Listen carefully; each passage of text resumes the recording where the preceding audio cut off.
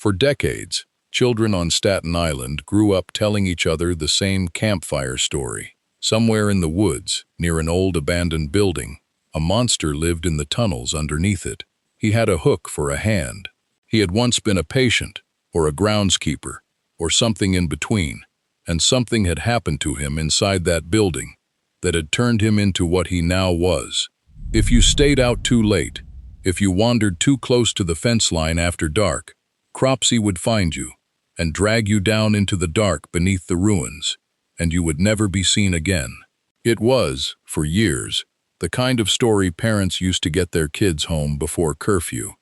The kind of legend every generation of Staten Islanders passed down to the next almost, as a rite of passage, half genuine warning and half thrilling ghost story, shared over flashlights at a sleepover.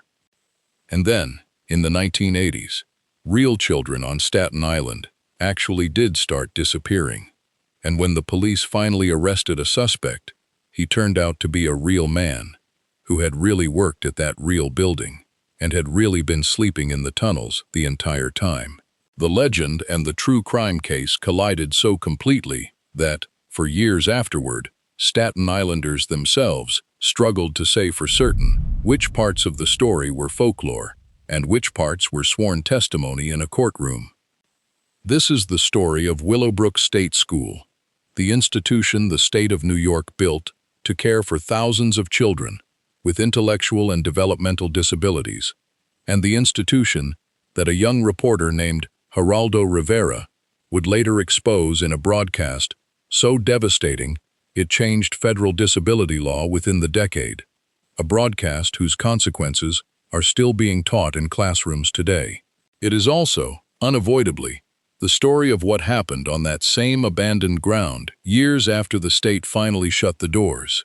The disappearance of real children, a killer who briefly wore the mask of a legend, and one 12-year-old girl whose name deserves to be remembered as more than a footnote in someone else's ghost story. This is the entire story of Willowbrook.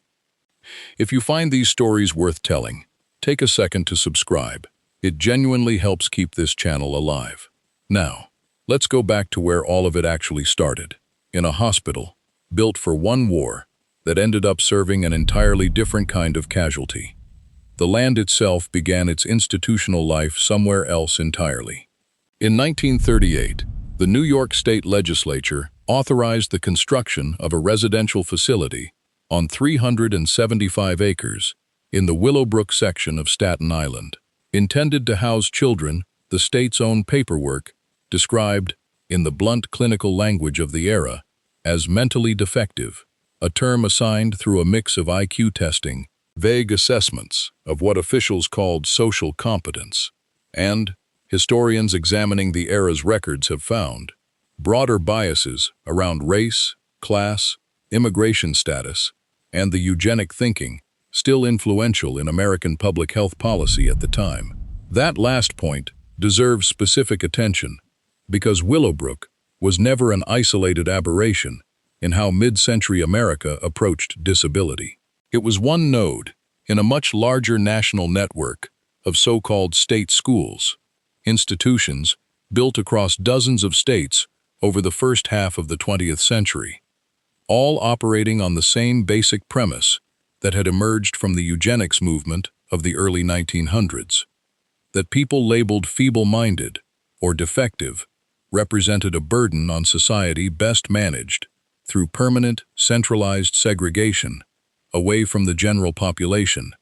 That premise, openly eugenic in its origins, shaped the design and philosophy of institutions across the entire country for decades, and Willowbrook, opening in 1947, inherited that framework almost entirely intact, even as the broader scientific credibility of eugenics itself had already been catastrophically discredited by its association with Nazi Germany's own atrocities only a few years earlier. Construction finished in 1942, but by then the country was fighting the Second World War, and the brand new campus was immediately repurposed as an Army hospital, named Halloran General Hospital, after the late Colonel Paul Stacy Halloran,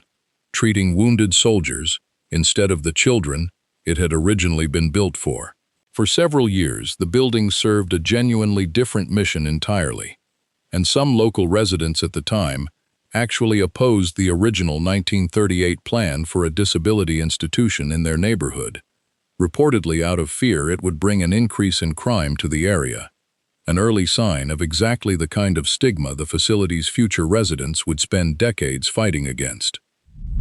Only after the war ended, when the state finally reclaimed the site from the Veterans Administration, did the buildings serve their original purpose. On October 11, 1947, the New York State Department of Mental Hygiene opened its doors as Willowbrook State School, 9 years after it had first been authorized and 5 years after construction had actually finished. The long delay itself, a small early sign of how little urgency the state attached to the population it was meant to serve.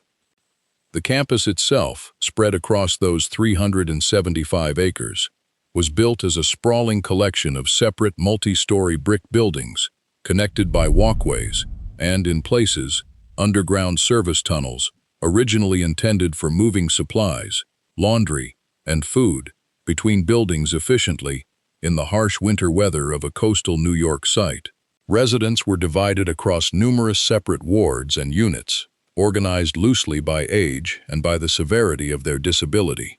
with buildings carrying names like the Baby Unit for infants and young children, alongside dozens of other numbered wards housing the rest of the population. The scale of the physical plant alone required its own dedicated maintenance staff, its own laundry and kitchen operations serving thousands of meals a day, and its own internal transportation network simply to keep the institution functioning. Resources that, on paper, made Willowbrook look like a self-sufficient small city rather than a single facility. The physical scale of the place was, on its own, part of the problem. A campus large enough to require its own internal transportation and its own internal infrastructure was also a campus large enough that oversight of any single ward could become genuinely difficult for administrators managing the site as a whole, a physical sprawl that made it easier for problems in any one building to go unnoticed by anyone not specifically assigned to work there. It opened, on paper, as a genuinely well-intentioned institution designed to hold roughly 4,000 residents in a campus described at the time as progressive, spacious, and modern by the standards of post-war public health, a place its founders genuinely believed would offer children with intellectual and developmental disabilities a level of specialized care their own families could not always provide at home. That intention did not survive contact with demand. Families across the state, desperate for support and options that simply did not exist anywhere else, sent their children to Willowbrook in numbers the facility was never designed to absorb. In an era before meaningful community-based support systems existed for families raising a child with an intellectual disability, an institution like Willowbrook was often presented to parents as the only real option available, regardless of whether the institution itself had any actual room left to properly care for another child. By the mid-1960s, a campus built for 4,000 held more than 6,000 residents, making it, at its peak, the single largest state-run institution for people with intellectual disabilities anywhere in the United States. A distinction that meant Willowbrook was not merely one troubled facility among many, but the largest example of exactly this kind of institutional failure that the entire country had to point to. The admissions never slowed to match the capacity. They simply kept climbing, year after year, until the gap between what the building could humanely hold and what it was actually forced to hold became the defining fact of daily life inside it. The same treadmill this channel has now documented at institution after institution, a facility built with a specific ceiling in mind, and a referral pipeline from courts, doctors, and desperate families that never once respected that ceiling. That gap is where everything else in this story comes from. Overcrowding on this scale meant understaffing on a scale to match, too few attendants for too many residents, many of whom needed constant, hands-on personal care, simply to eat, to bathe, to be moved from one place to another, care that a chronically understaffed ward simply could not physically provide to everyone who needed it at once. It meant filthy, overflowing wards, where the sheer number of bodies in each room made basic sanitation almost impossible to maintain, and where residents were sometimes left for extended periods without adequate individual attention because there were, quite literally, not enough hands available to give it. Reports from inside the facility described infants and young children in the baby unit left for long stretches in standing boxes, devices meant to help correct posture, with physical therapy delivered only on an occasional consultation basis rather than through consistent hands-on care, because the institution simply did not have the staff to provide anything more. And it meant a population of some of the most vulnerable people in the entire state, many of them children, living for years inside conditions that a sitting United States senator would eventually stand in front of cameras and call, without hesitation, a snake pit. It is important, in describing all of this, not to reduce the thousands of children and adults who actually lived at Willowbrook to nothing but statistics of neglect, because they were, each of them, individual people with their own personalities, attachments, and small daily routines, however constrained those routines were by the institution around them. Former staff and family members who visited regularly described residents who formed genuine friendships with one another inside the wards, children who looked forward to specific staff members' shifts because those particular attendants took the time to actually engage with them individually, and small, hard-won moments of ordinary human connection that persisted even inside a system that made such moments far too rare. Some residents developed particular talents in art, in music, in craft work produced in the institution's own workshops, quiet evidence of individual personality and ability that the institution's overwhelmed daily operations rarely had the capacity to properly nurture or even fully notice. That reality does not soften anything about the institution's documented failures. It only underscores how much was lost, how many individual relationships and small comforts were denied to residents who deserved, and in a better resourced system could have had, so much more of both, and how much of what actually happened to each of these thousands of individual people will simply never be fully recovered or told, because so few of them were ever asked, at the time, to tell it themselves. Willowbrook did not fail in isolation. It failed as part of a much broader, nationwide pattern this channel has now traced across multiple institutions. The mid-20th century era of massive, centralized state institutions, for people the era's own language labeled defective, insane, feeble-minded, or incorrigible, built with genuine initial optimism about specialized, concentrated care, and then filled far past any capacity a humane staff-to-resident ratio could actually support. Kings Park and Willard, the two New York State asylums this channel has already covered, followed strikingly similar arcs: genuine reformist intentions at founding,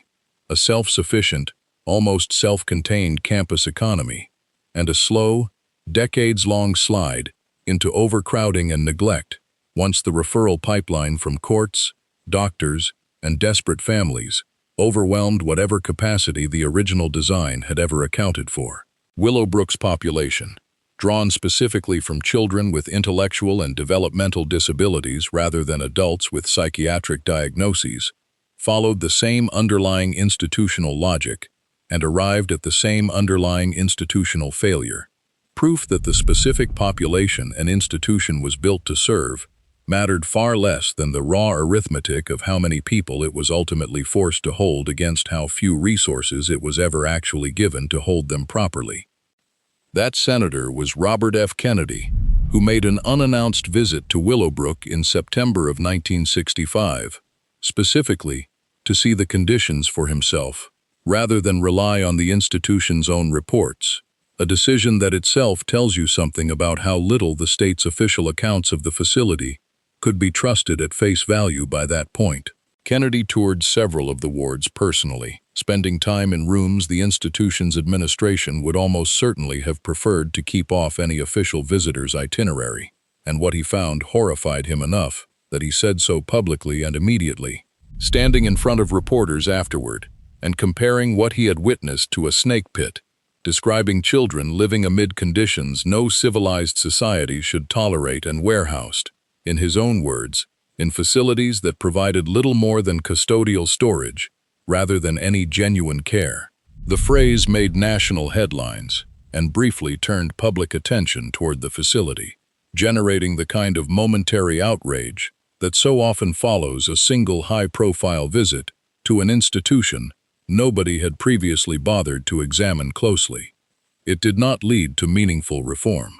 Willowbrook continued operating essentially unchanged for years afterward, its population continuing to climb, its staffing continuing to lag behind, a stark demonstration of how difficult it was, even with a Kennedy's name and a Senate seat attached to the criticism, to force actual structural change onto an institution the state had already grown dependent on as a place to put people it did not know how to support any other way. 7 more years would pass, and an entire additional generation of children would pass through Willowbrook's overcrowded wards, before the conditions Kennedy had described finally produced the kind of sustained public pressure capable of actually forcing change. Beneath the overcrowding and the neglect ran something even darker, a program of deliberate medical experimentation that would eventually become one of the most infamous case studies in the entire history of American bioethics, cited for decades afterward in medical school ethics courses, alongside Tuskegee, as a defining example of what happens when researchers stop treating institutionalized, disempowered people as human subjects entitled to genuine consent. Beginning in 1955 and continuing for roughly 2 decades, a pediatrician and virologist named Dr. Saul Krugman, affiliated with New York University and serving as Willowbrook's research director, ran a long-running series of hepatitis studies using the institution's own child residents as subjects. Krugman had been brought to Willowbrook specifically to help address the facility's chronic disease outbreaks, and he found, in the overcrowded, unsanitary wards he was meant to be helping fix, something else instead. What he would later describe as a natural laboratory, a captive population, where a virus that spread easily through poor sanitation could be studied under conditions no ordinary hospital could offer a researcher. The phrase itself is worth pausing on, because it captures, in Krugman's own words, exactly the moral inversion at the center of this entire episode. An environment created by the state's own negligence, an environment where children were contracting a serious viral illness because nobody had bothered to fix the overcrowding and the sanitation that made transmission almost inevitable, was reframed by the researcher working inside it, not as a crisis demanding remediation, but as a scientific opportunity worth preserving and even extending. Krugman was not secretly running his experiments in defiance of the institution.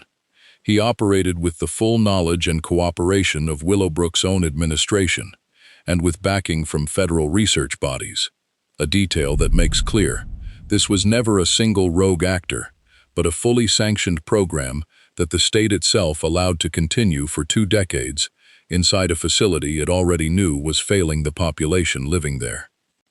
Hepatitis was already rampant inside Willowbrook's overcrowded, unsanitary wards. By some points in the study, close to every child newly admitted to the institution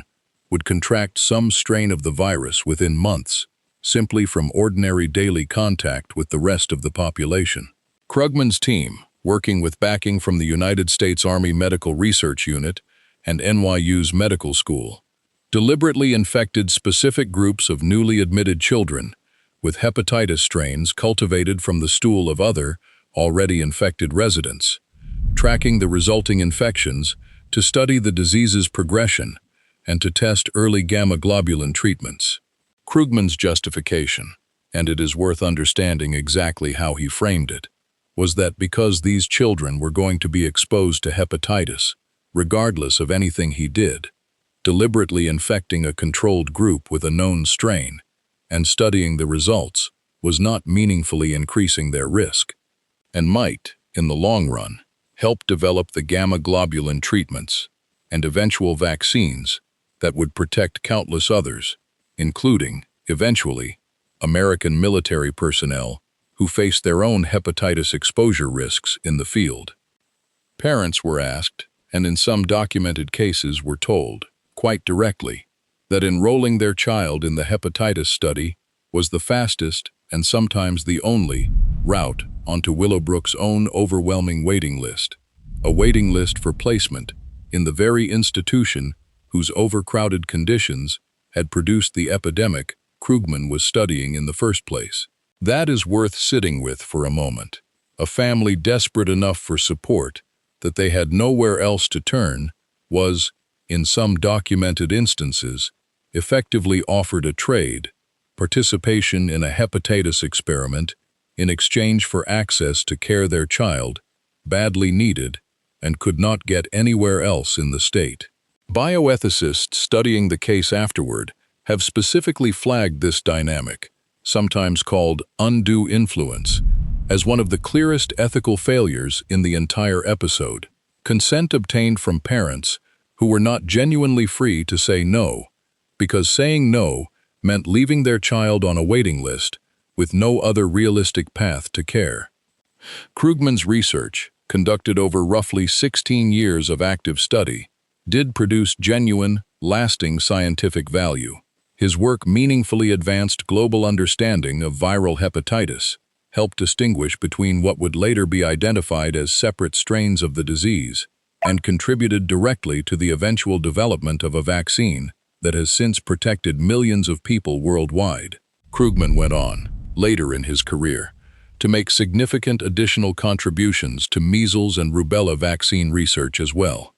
work that earned him genuine professional distinction and, eventually, a substantial body of scientific honors and awards that sit uneasily alongside the origin of the data those later honors were partly built upon. He also, until his death in 1995, never fully backed away from defending the ethics of how he had gotten there, continuing to insist, even decades later, and even as the surrounding medical establishment's own standards for research ethics had shifted dramatically, particularly following the public reckoning over the Tuskegee syphilis study that broke into national news in 1972, the same year as Rivera's Willowbrook broadcast, that his methods had been justified by the outcome. Bioethicists have continued to study and teach the Willowbrook hepatitis experiments for exactly this reason. The case does not offer a simple villain acting in obvious bad faith, but rather a genuinely accomplished researcher, convinced, in good faith by his own account, that the ends justified means that an entire subsequent generation of medical ethics would come to regard as plainly unacceptable, a far more uncomfortable and far more instructive kind of case study than a simple story of deliberate cruelty would have been, and one still assigned in bioethics and public health courses today, specifically because of that discomfort. Both of those things are true, and neither one erases the other. Real medical knowledge came out of Willowbrook's hepatitis wards. So did a permanent stain on how long it took American medicine to draw a firm ethical line around experimenting on children who could not meaningfully consent, or whose parents' consent had been extracted under conditions this channel has no trouble calling coercive. If this is landing the way it landed on us while researching it, subscribing helps more people find it. For years, the worst of what happened inside Willowbrook stayed almost entirely out of public view, protected less by any conspiracy than by simple institutional inertia and the fact that the people most affected had the least social power to be believed. Children with intellectual disabilities, whose own accounts of what happened to them were routinely dismissed or disbelieved by a society that had already decided their testimony did not carry the same weight as anyone else's. That began to change because of two physicians who actually worked inside the institution and decided they had seen enough. Dr. William Bronston and Dr. Michael Wilkins, both on staff at Willowbrook, began quietly working to bring outside attention to the conditions they witnessed every day. understanding correctly that internal complaints, through the institution's own chain of command, were never going to produce real change, because that chain of command was the same one that had allowed the conditions to develop in the first place. A Staten Island journalist named Jane Curtin had already begun reporting on troubling conditions at the school in the local press, one of the first outside voices to put any of this in print, after visiting the facility to cover a demonstration organized by concerned social workers and the parents of institutionalized children. But it was Bronston and Wilkins who, in early 1972, brought a young ABC reporter named Geraldo Rivera onto the grounds, providing him with a stolen key and helping him pass the fence to film what the institution had spent years keeping hidden from cameras. Rivera was, at the time, a relatively unknown local reporter working general assignments for a New York affiliate station, and Willowbrook would become the story that launched his entire career into national prominence, though that fact has always felt secondary to what his camera actually captured once he got inside. Rivera later described walking into the wards for the first time and being struck immediately by the smell, by the sight of residents rocking silently for hours with no staff present, by children left unattended in day rooms with nothing to occupy their attention, images that required no narration or commentary to communicate exactly what was wrong, because the raw, unedited footage did all of that work on its own. That instinct, to let the camera simply show what was there rather than build an argument around it, is a large part of why the broadcast landed with the force it did. Audiences were not being told what to feel about Willowbrook. They were simply being shown it, for the first time, without the institution's own public relations filter standing between the camera and the ward. What Rivera's crew captured and broadcast shocked a national television audience that had no idea an institution like this existed less than an hour's ferry ride from Manhattan. The footage showed residents, many of them children, living in what can only be described as squalor, overcrowded wards, residents left unattended for long stretches, filth, and what the broadcast documented as physical abuse and neglect by members of the school's own staff. It was not a story of a few isolated bad actors. It was a systemic portrait of what happens when a state builds an institution, fills it 3 times past capacity, and then quietly stops paying enough attention to notice what that overcrowding actually does to the human beings trapped inside it. The exposé functioned as more than journalism. Rivera's footage was later used as direct evidence in the legal case that followed, and the broadcast is widely credited with helping accelerate a national disability rights movement that had already been building for over a decade, but had never before had images this stark to put in front of the American public. Rivera would later win a Peabody Award for the reporting, one of broadcast journalism's highest honors, a recognition of just how significant a piece of accountability journalism the Willowbrook exposé actually was. Public reaction was immediate, and for once, sustained rather than fleeting. John Lennon organized and headlined a benefit concert at Madison Square Garden on August 30th, 1972, specifically in response to the conditions at Willowbrook, titled The One-to-One Concert, putting his own celebrity and drawing power directly behind the cause, at a moment when few musicians of his stature would have associated themselves publicly with an institution for people with intellectual disabilities. The concert raised significant funds and, just as importantly, brought an enormous wave of additional media attention to a cause that had, until Rivera's broadcast, struggled for years to break through to anything like a mainstream audience. When the American College of Physicians presented Dr. Krugman with an award for his hepatitis research at a conference later that same year in Atlantic City, protesters showed up and attempted to storm the stage, a direct physical expression of exactly how far public opinion on Willowbrook's research practices had shifted in a matter of months, from a quiet, internally justified medical program to a subject of open public condemnation. Willowbrook was, In the years immediately following Rivera's broadcast, far from the only institution of its kind to face this kind of public reckoning, Penhurst State School in Pennsylvania faced its own major exposé and subsequent federal litigation within a few years of Willowbrook's own scandal, a case that would ultimately reach the United States Supreme Court and help establish related legal principles about the rights of institutionalized people nationwide. Similar state schools in Alabama, in Nebraska, and in several other states faced comparable investigations and lawsuits across the 1970s, as journalists and disability rights advocates across the country, emboldened by exactly the kind of national attention Rivera's Willowbrook broadcast had generated, began looking more closely at institutions in their own states that had, until then, operated with the same near-total absence of outside scrutiny. Willowbrook did not single-handedly create the American disability rights movement, but its scandal functioned as something close to the movement's Fort Sumter,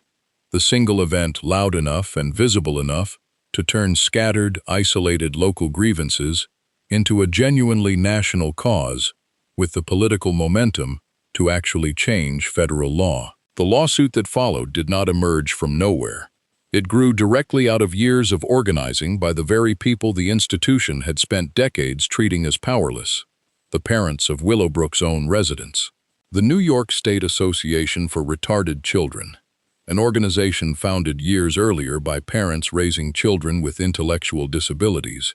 had already been advocating, with limited success, for better conditions and more support, long before Rivera's cameras ever got inside the gate. Parent-founded organizations like this one had begun appearing across the country, starting in the late 1940s and early 1950s, formed specifically because families raising a child with an intellectual disability found almost no other institutional support system willing to advocate on their behalf.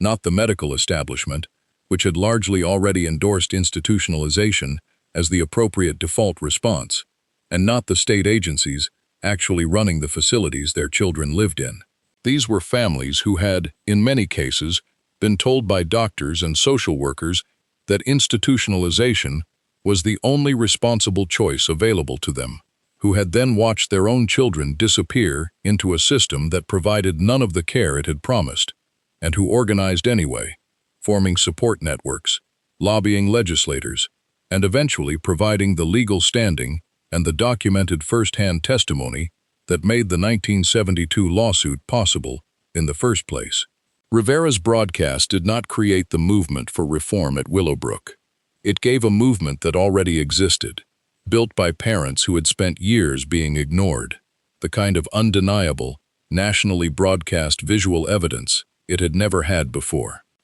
In March of 1972, the New York Civil Liberties Union and the Legal Aid Society filed a class-action lawsuit on behalf of Willowbrook's residents and their families,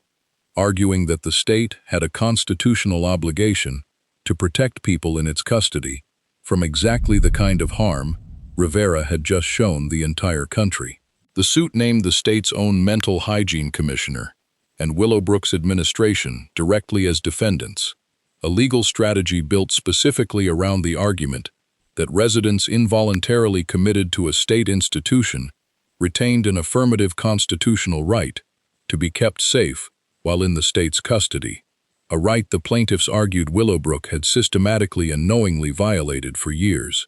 It was, at the time, a genuinely novel legal theory, one that had not yet been tested and confirmed in this kind of institutional setting, and the case's ultimate success would go on to become one of the foundational precedents cited in disability rights litigation across the entire country for the following half-century.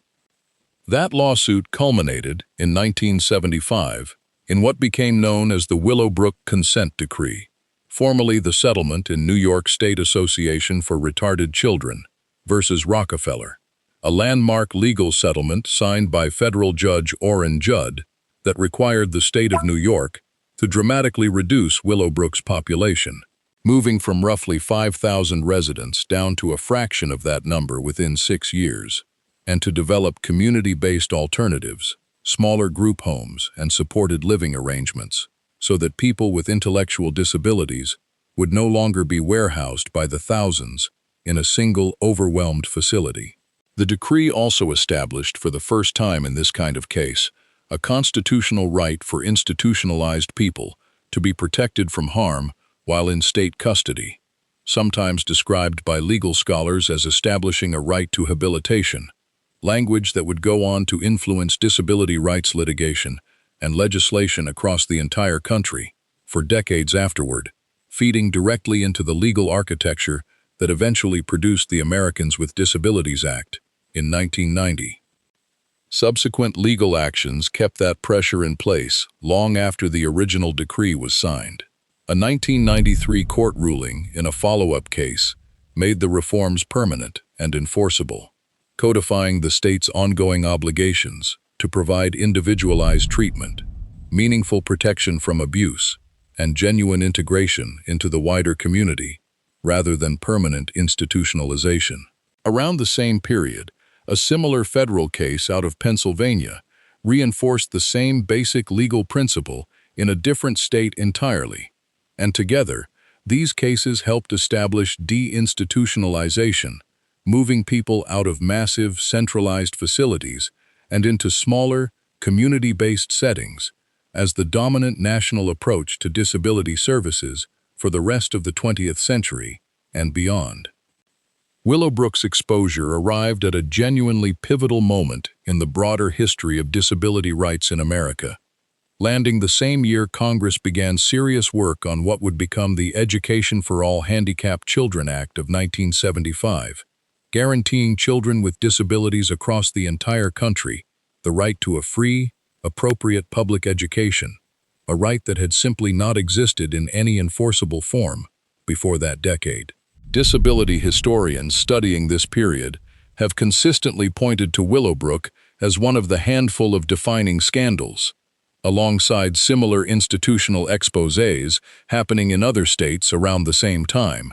that gave the broader disability rights movement the kind of undeniable public evidence it needed to finally push comprehensive federal protections through Congress, protections that would eventually culminate, in 1990, in the Americans with Disabilities Act, the sweeping civil rights law that still governs how this country is legally required to accommodate people with disabilities today. Willowbrook, in other words, did not just produce a scandal,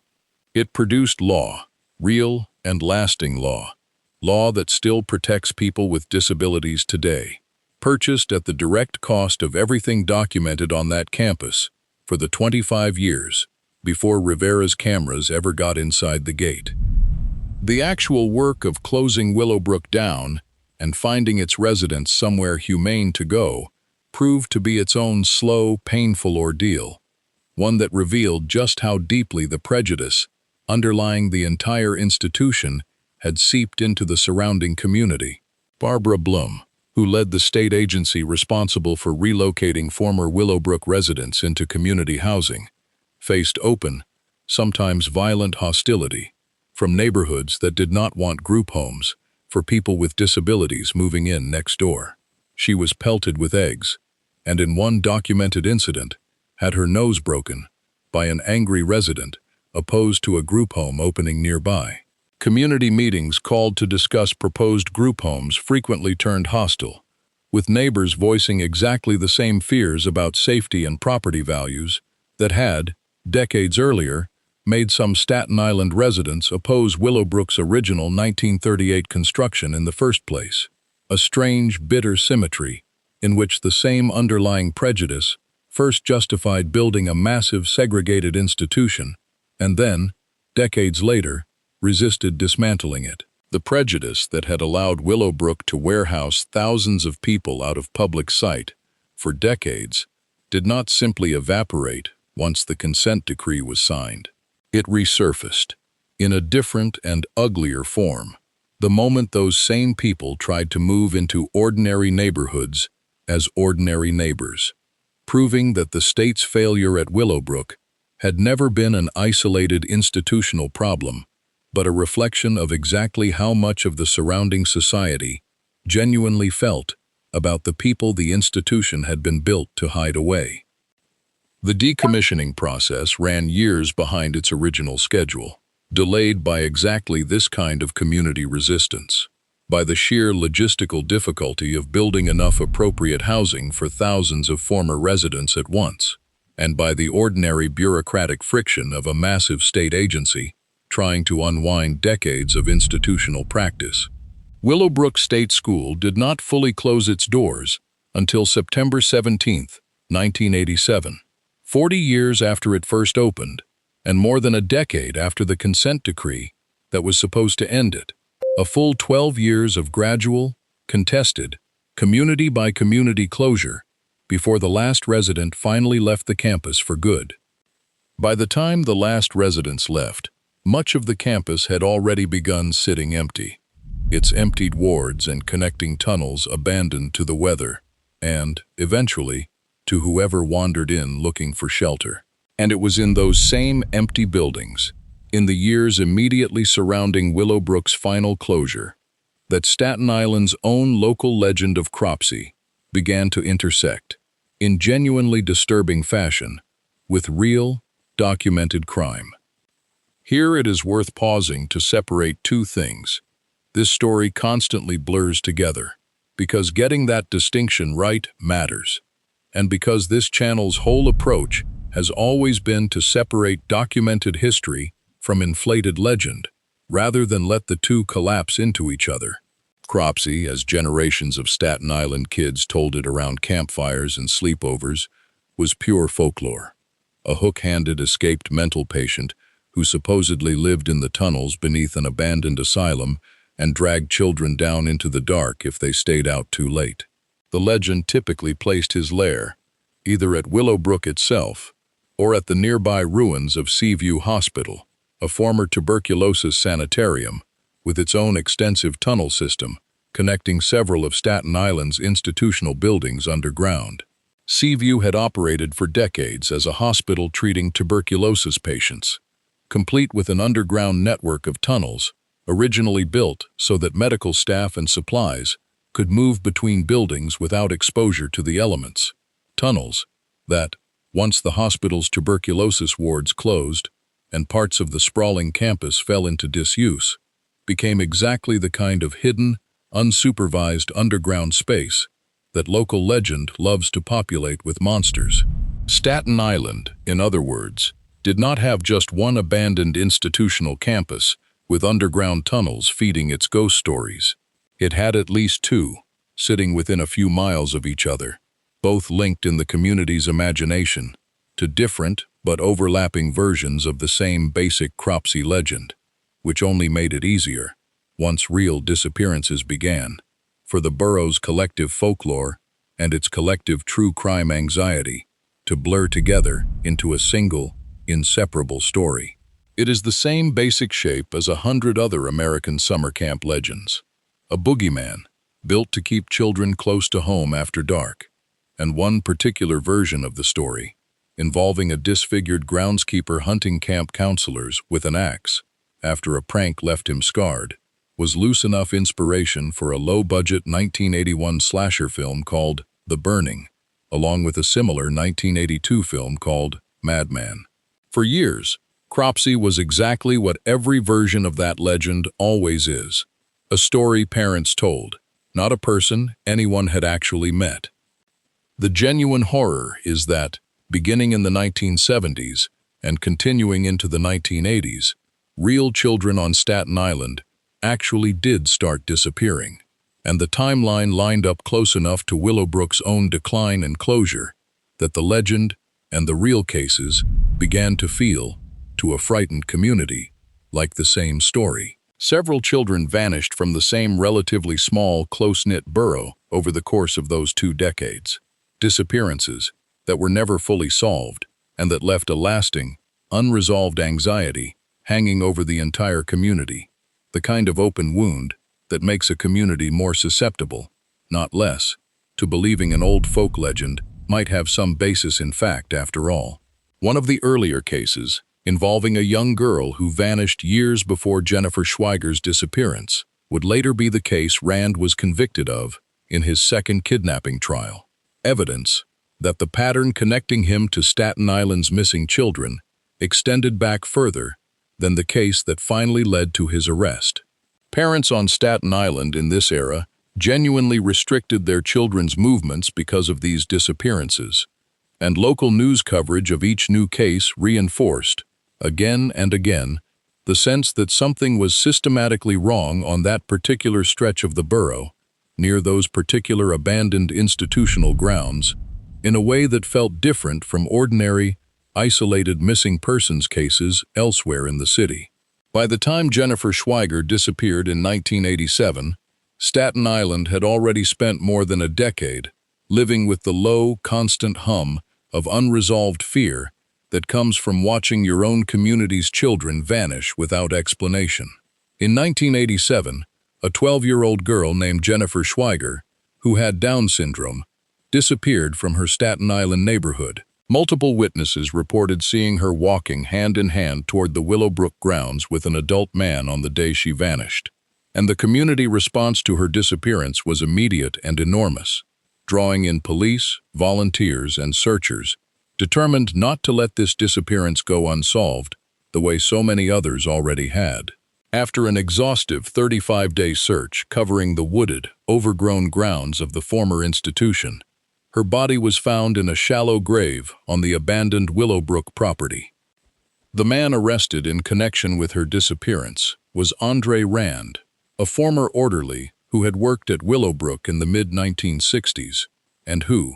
by the time of Jennifer's disappearance, had reportedly been living in makeshift camps, hidden among the school's abandoned buildings and surrounding woods, sustaining himself in the ruins of the very institution where he had once been employed. Rand had, at some point, changed his name from his birth name, Frank Rushin Jr., a detail that investigators and journalists covering the case would spend years trying to untangle, along with the broader question of exactly how long he had actually been living on the abandoned Willowbrook grounds before Jennifer's disappearance finally brought police attention to him. Investigators and journalists who dug into his background afterward described a man whose history remained genuinely difficult to piece together even after his arrest. A drifter whose years living rough on the margins of Staten Island's abandoned institutional grounds had left behind few clear records of where he had actually been or what he had actually done during the years those children went missing.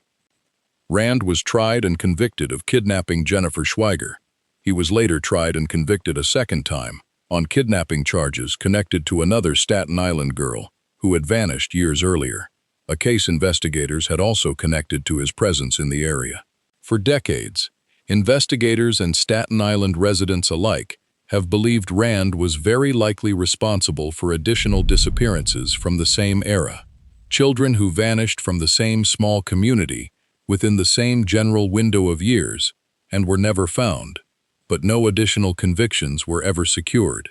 And it is important to be precise about that distinction, rather than let a genuinely disturbing case get inflated further than the documented record actually supports. Rand himself, interviewed decades later by documentary filmmakers while serving his sentence, remained, by every account of those who spoke with him,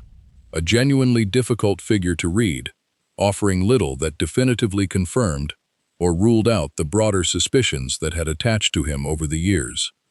What is documented, without any need for embellishment, is disturbing enough on its own. A man who had once worked inside an institution notorious for its abuse and neglect of children with disabilities was later convicted of kidnapping a child with a disability from the very neighborhood surrounding the ruins of that same institution, having made his home in the empty tunnels beneath it. A 2009 documentary called Cropsey, made by two filmmakers, Joshua Zeman and Barbara Brancaccio, who had grown up on Staten Island hearing the legend themselves and had spent their own childhoods trading versions of the exact same campfire story, explored exactly this collision between childhood folklore and adult true crime,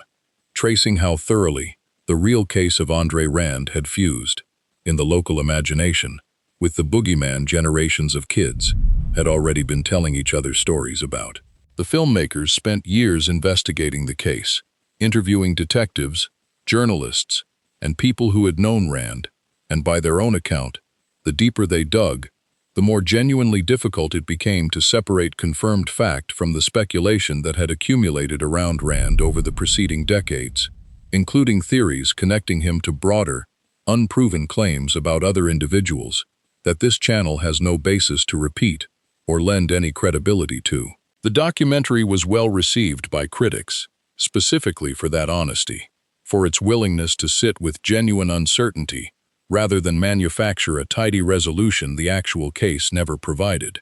And it remains, to this day, one of the most frequently cited true crime documentaries to grapple directly with the strange, unsettling space where a children's ghost story and an actual criminal investigation turn out to occupy almost exactly the same physical ground.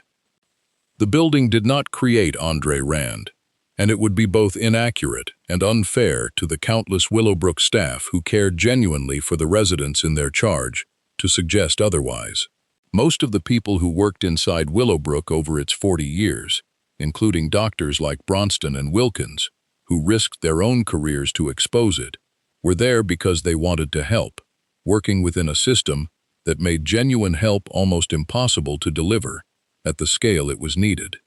But the timeline is not a coincidence either. An institution defined for 40 years by the abuse and neglect of vulnerable children left behind. When it finally closed, acres of abandoned buildings and hidden tunnel systems that a predator could use as a hiding place for years without discovery. In the immediate years surrounding a scandal that had already taught an entire generation of Staten Islanders that this specific piece of ground was where the worst things happened to the most vulnerable people. Rand did not need Willowbrook to become who he was, but Willowbrook's own decline, its own abandonment, its own decades-long reputation as a place where terrible things were allowed to happen to people who could not defend themselves, gave him exactly the physical cover and, in a strange, terrible way, exactly the cultural cover he needed to do it for as long as he apparently did. Cropsey the legend was fiction. Willowbrook's real, documented history of institutional harm to children was not. And for a handful of families on Staten Island in the 1980s, those two separate truths collapsed into a single, unbearable reality that a bedtime story had somehow gotten right. Today, the site of Willowbrook State School looks almost nothing like either the institution Geraldo Rivera exposed or the abandoned ruin where Andre Rand made his camp. Much of the original campus is now occupied by the College of Staten Island, a public university built directly on and around the old grounds, where students walk to class across land that once held some of the most overcrowded wards in the country, attending lectures in buildings that, in some cases, are the very same structures that once housed hundreds of residents at a time. Several of the original Willowbrook buildings were repurposed rather than demolished, their exteriors preserved, even as their interiors were converted into classrooms, offices, and laboratories, a physical continuity between the old institution and the new one that the college has, notably, chosen not to hide. Rather than erase that history, the college and local advocates created something called the Willowbrook Mile, a walking trail across the campus marked with historical panels that tell the real story at each stop: the founding, the overcrowding, Kennedy's snake pit visit, the hepatitis studies, Rivera's exposé, the consent decree, deliberately keeping the institution's history visible and legible to every student who walks past it, rather than letting the campus quietly bury what happened there. The project draws directly on oral histories from former residents, family members, and staff, individuals who lived through Willowbrook's worst years, and who have, in many cases, chosen to speak publicly about their experiences, specifically so that the institution's failures would not simply be forgotten once the last building was repurposed for something else. Some of those former residents, now adults living independently or in community settings, the consent decree eventually made possible,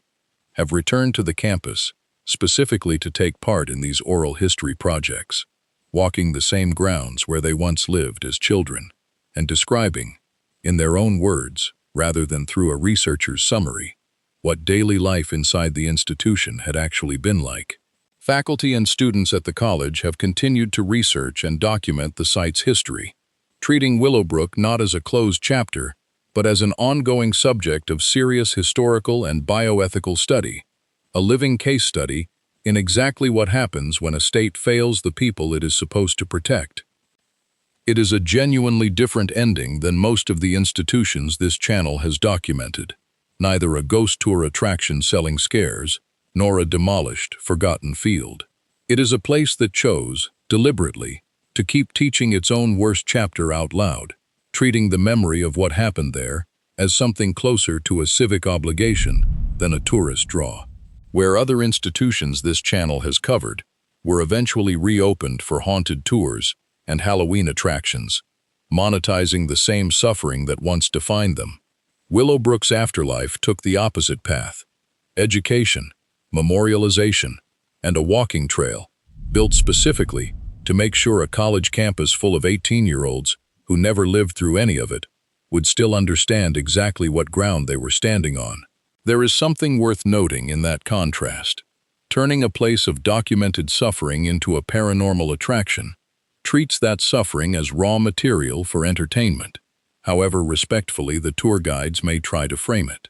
Turning it into a memorial walking trail on a working college campus treats that same suffering as an unfinished lesson, one the institution's former residents and their families insisted the public keep learning from, rather than simply be entertained by. Both approaches exist because the underlying history is compelling enough to draw attention on its own. Only one of them asks anything of the people who show up.